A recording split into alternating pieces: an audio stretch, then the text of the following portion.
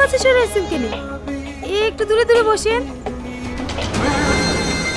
আর সত্যি বলো না প্লিজ, এবার শুনলে উপরে।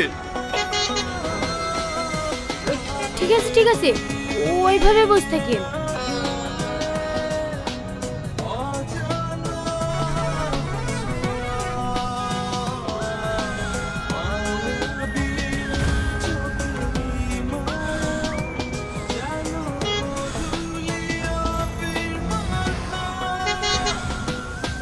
অত জোরে জোরে নিঃশ্বাস ফেলছেন কেন?